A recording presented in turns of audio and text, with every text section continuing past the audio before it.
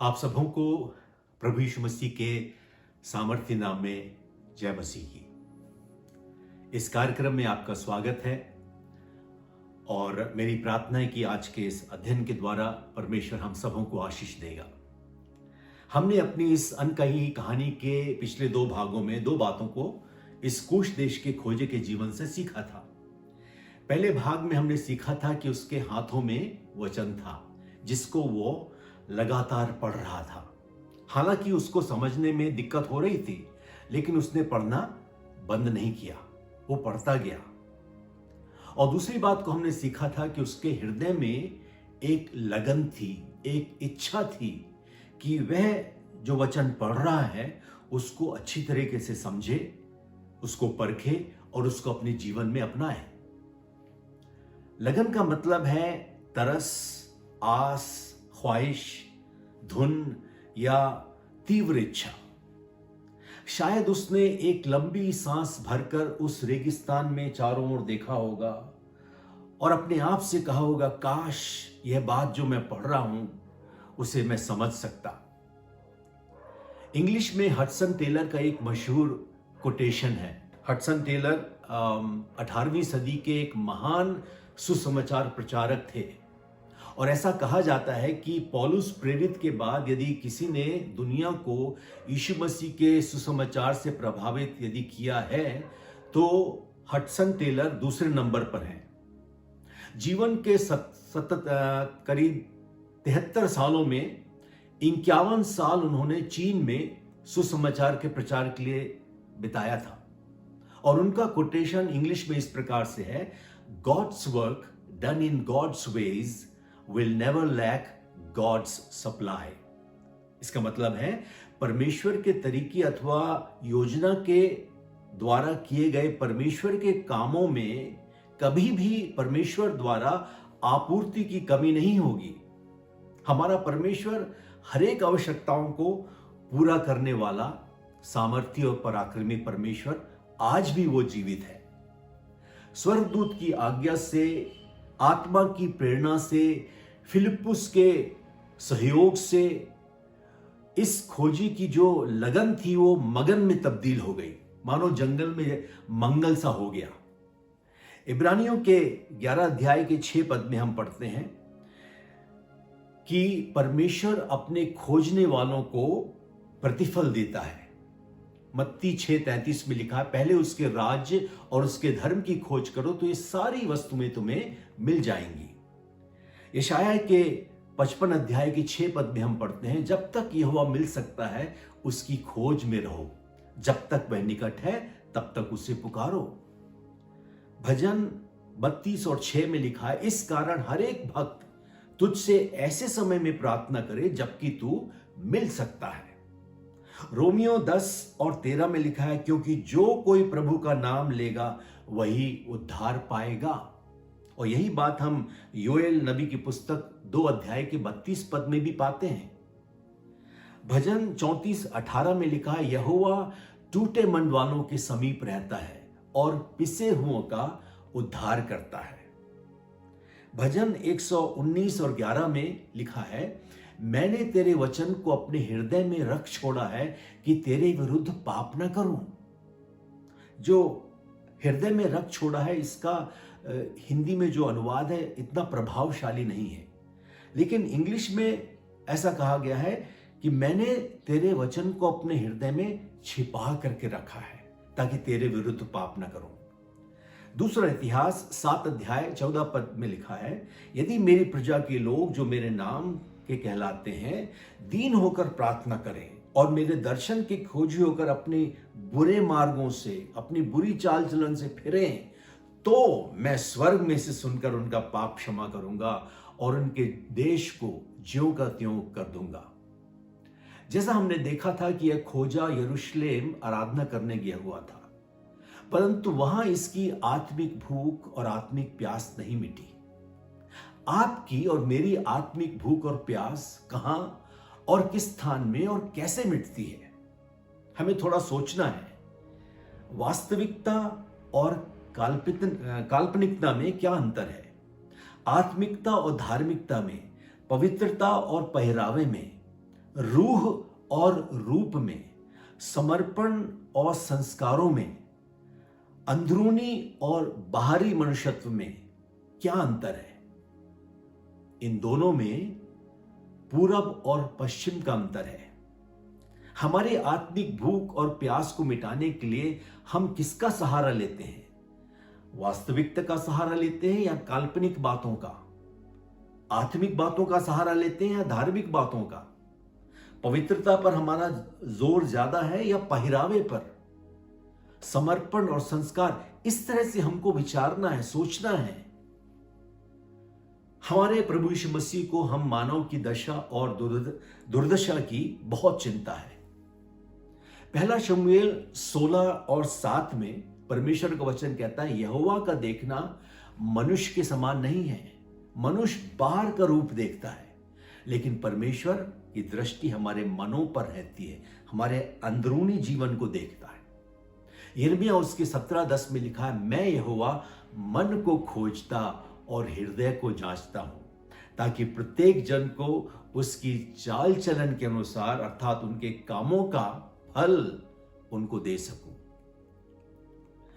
पहला इतिहास के 28 और 9 में लिखा है, हमारा यहोवा मन को जांचता और हमारे विचारों में जो कुछ उत्पन्न होता है उसको समझता है। नीति वचन उसका 16 अध्याय 2 पद में लिखा है, मनुष्य का सारा चाल चलन उसकी दृष्टि में पवित्र और अच्छा, सब कुछ ठीक ठाक है, परंतु यहोवा हमारे मनों को तौलता है। इब्रानियों उसके 4 अध्याय के 13 पद में लिखा है, सृष्टि की कोई वस्तु उससे छिपी नहीं है, वरन जिससे हमें काम है उसकी आंखों के सामने सब वस्तुएं खुली और प्रकट हैं। हमारे हृदयों में प्रभु यीशु मसीह के लिए कितनी लगन, कितनी मोहब्बत, आदर, मान, सम्मान, भय, भक्ति और श्रद्धा है। क्या मत्ती 15:8 हमारे जीवन में लागू होता है? क्या हमारे होठों और हृदय में मेलजोल है? क्या हमारे विचारों में और हमारे बोलचाल में कुछ समानता है? फिलिप्पुस ने खोजे से कहा कि यदि तू सारे मन से विश्वास करता है तो अगला कदम उठा सकता है। प्रेरितों का काम 8 अध्याय 37 पद। खोजे के हाथों में उस वचन ने एक आग सी उसके हृदय में एक लगन की आग जला दी। जब वो यशाया का 53वां अध्याय पढ़ रहा था तो शायद वो आग एक छोटी सी चिंगारी थी जो बुझ सकती थी।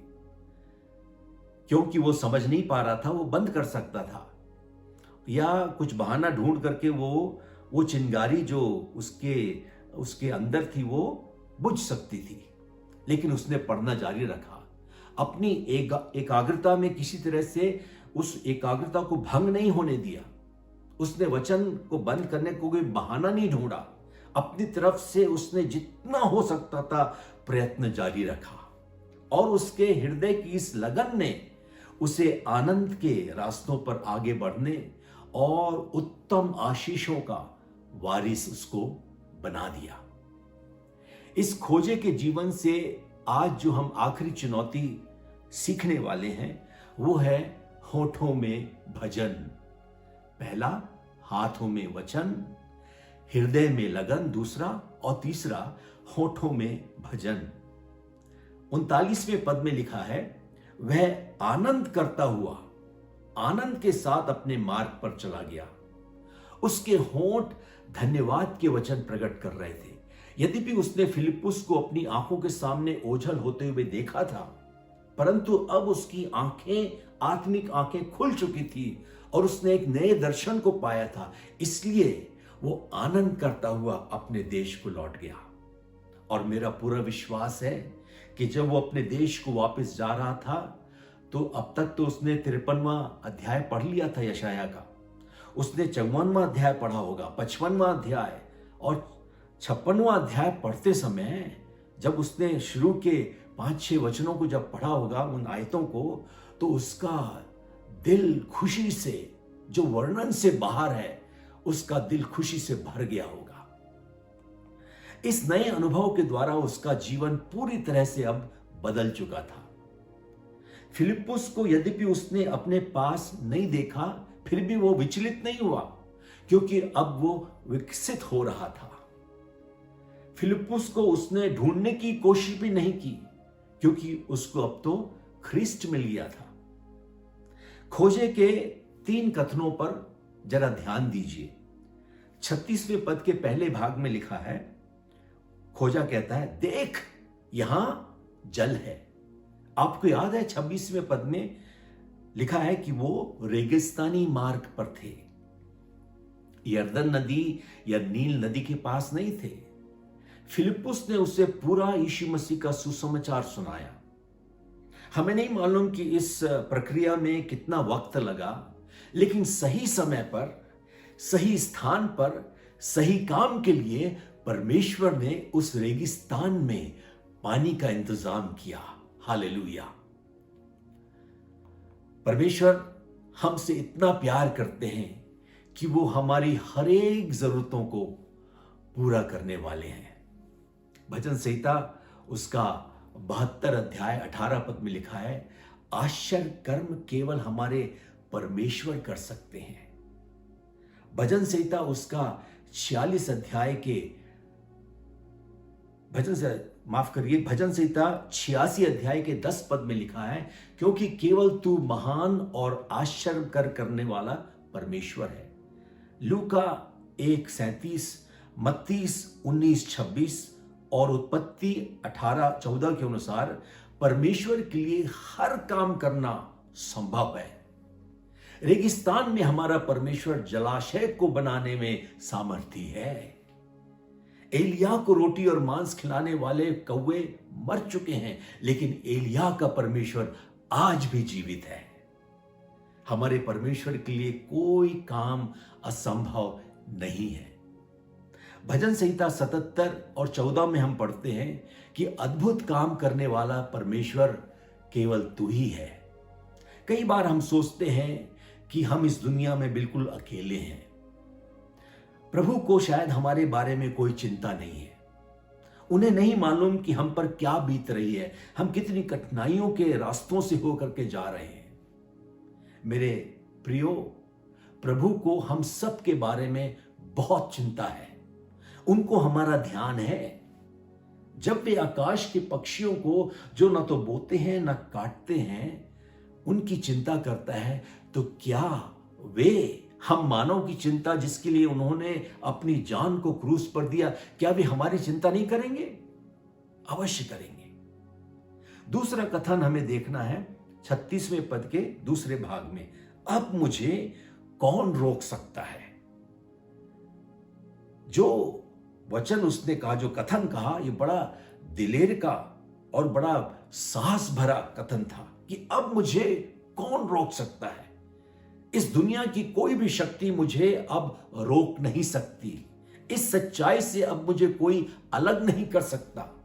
मैं जानना चाहता था, लेकिन अब जान चुका हूं। मैं वचन को पढ़ने के दौरान ना समझता, लेकिन अब समझ चुका हूं। मुझे प्रभु के इस महान प्रेम और इस अद्भुत योजना से कोई अब अलग नहीं कर सकता। ऐसी थी उसकी गवाही। अब मुझे कौन रोक सकता है। यूहन्ना के 9वें अध्याय में हम पढ़ते हैं, उस जन्म के अंधे को जब यीशु मसीह ने चंगाई दी, तो मंदिर में सदूकी और फरीसियों ने बहुत जांच पड़ताल की, उससे बहुत ढेर सारे सवाल किए।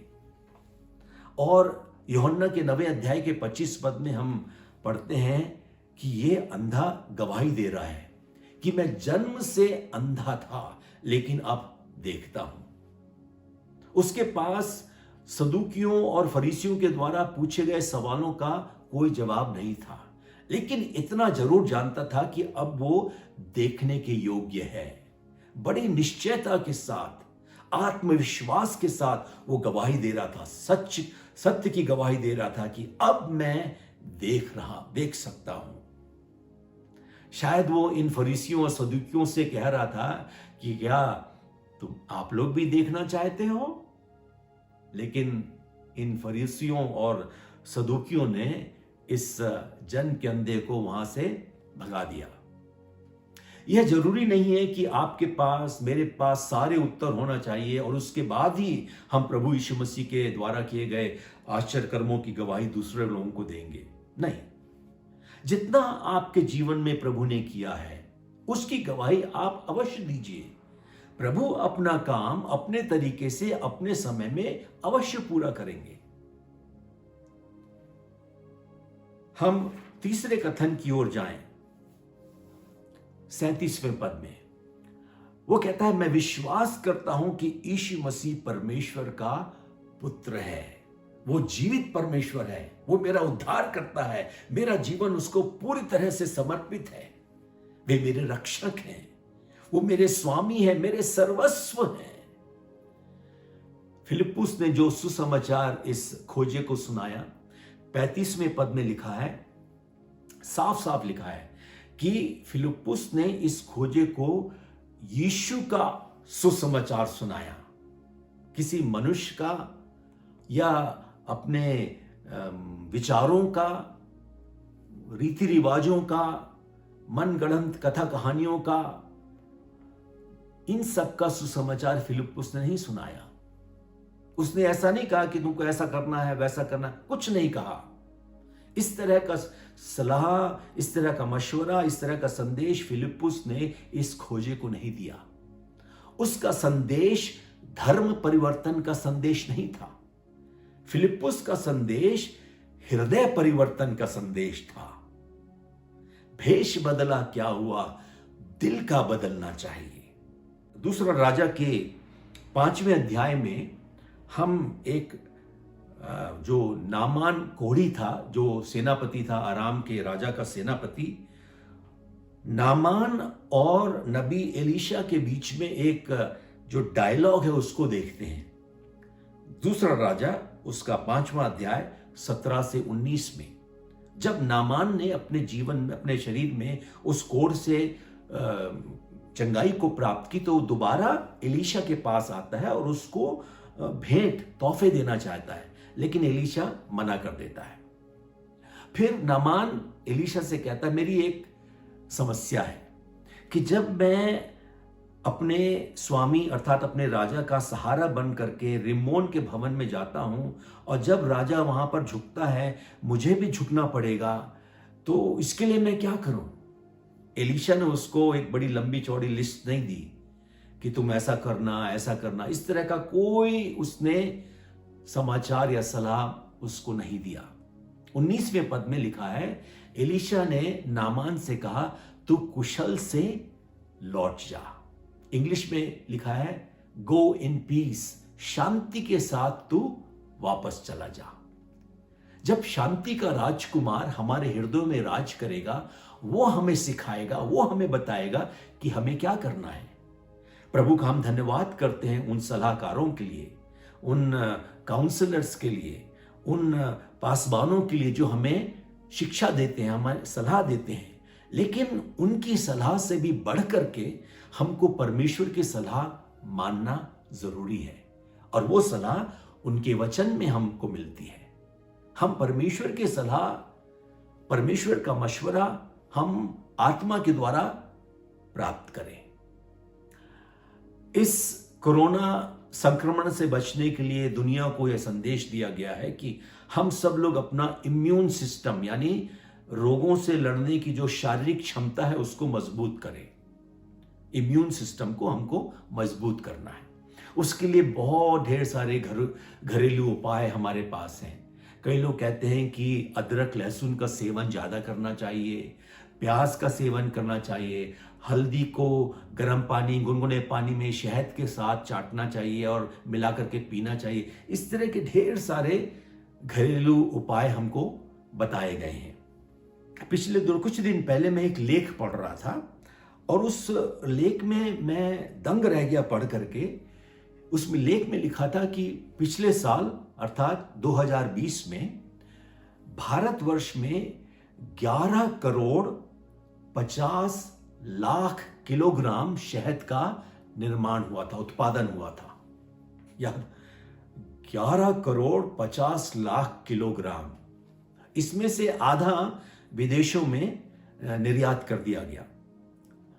शहद, आपको मालूम होना चाहिए कि शहद दुनिया का सबसे अधिक मिलावटी पदार्थ है। जी न्यूज पर अभी हाल में इस शहद के ऊपर एक बहुत अच्छा प्रोग्राम प्रसारित हुआ था। इस मिलावट के कारण इंसान को जो शहद खा रहे हैं ज्यादा नुकसान हो रहा है, क्योंकि उसमें मिलावट है। शहद शुद्ध है या मिलावटी है, इसके अनेक मापदंड हैं। इसी तरह से कुछ मिलावटी वचन को खाने के द्वारा हमारा जो आत्मिक इम्यून सिस्टम है वो कमजोर होता जा रहा है। इसी कारण से हमारे पास आत्मिक रूप से इन पाप जैसे कीटाणुओं से लड़ने की, पाप जैसे रोगों से लड़ने की हमारे पास क्षमता नहीं है, क्योंकि हम मिलावटी वचन ज्यादा खाते हैं। मनुष्यों का जो सिखाया हुआ उसको ज्यादा खा रहे हैं। दूसरा कुरिन्थियों उसका दूसरा अध्याय 17 पद में इस प्रकार लिखा है, क्योंकि हम उन बहुतों के समान नहीं हैं जो परमेश्वर के वचन में मिलावट करते हैं, परंतु मन की सच्चाई और परमेश्वर की ओर से परमेश्वर को उपस्थित जानकर मसीह में बोलते हैं।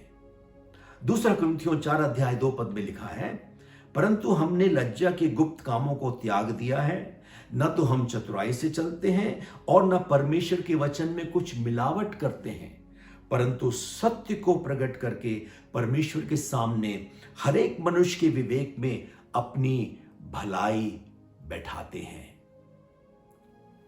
कुलुस्सियों के दूसरे अध्याय के 20 पद से 22 पद में मैं आपके सामने पढ़ना चाहता हूं। कुलुस्सियों 2:20 से 22, इसमें इस प्रकार लिखा है, जबकि तुम मसीह के साथ संसार की आदि शिक्षा की ओर से मर गए हो, तो फिर क्यों उनके समान जो संसार के हैं जीवन बिताते हो?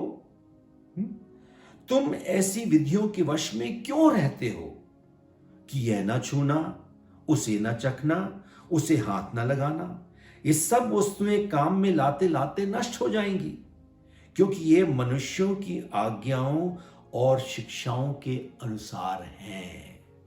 इसमें कोई लाभ नहीं होने वाला।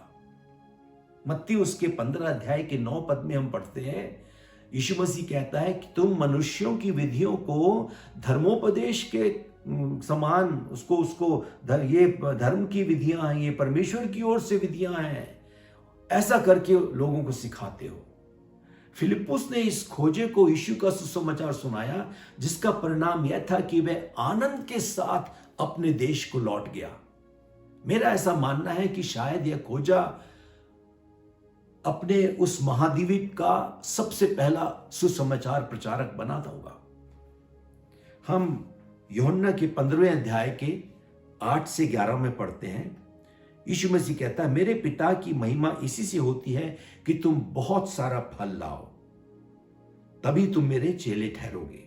जैसा पिता ने मुझसे प्रेम रखा, वैसे ही मैंने तुमसे प्रेम रखा, मेरे प्रेम में बने रहो। यदि तुम मेरी आज्ञाओं को मानोगे और मेरे प्रेम में बने रहोगे, जैसा कि मैं अपने पिता की आज्ञाओं को माना है और उसके प्रेम में बना रहता हूं। मैंने ये बातें तुमसे इसलिए कही हैं कि मेरा आनंद तुम में बना रहे और तुम्हारा आनंद, ध्यान दीजिए, वहां पर यीशु मसीह कहते हैं तुम्हारा आनंद पूरा हो जाए। और 16वें पद में लिखा है, तुमने मुझे नहीं चुना, परंतु मैंने तुम्हें चुना है और तुम्हें नियुक्त किया है कि तुम जाकर फल लाओ और तुम्हारा फल बना रहे। ये आनंद का फल बना रहना चाहिए। गलातियों उसके 5 अध्याय के 22 पद में आत्मा के फल हमें मालूम है, प्रेम, आनंद, धीरज, शांति, कृपा, भलाई, विश्वास, नम्रता और संयम। आनंद जो एक आत्मा का फल है, इस खोजे के जीवन में अब दिखने लगा था। प्रेरितों के काम 8 अध्याय 39 पद में हम पढ़ते हैं, जब वे जल में से निकल करके ऊपर आए तो प्रभु के आत्मा ने फिलिप्पुस को उठा लिया और खोजे ने फिर उसको कभी नहीं देखा, परंतु वह आनंद करता हुआ अपने मार्ग पर चला गया। किसने उसे सिखाया आनंद क्या चीज है? किसने उसे सिखाया कि प्रभु की स्तुति करना क्या है? किसने उसे सिखाया कि आनंद की भरपूरी जीवन में कैसी होती है? फिलिप्पुस ने नहीं सिखाया, वहां के कर्मचारियों ने उसे नहीं सिखाया, लेकिन पवित्र आत्मा ने उसे सिखाया।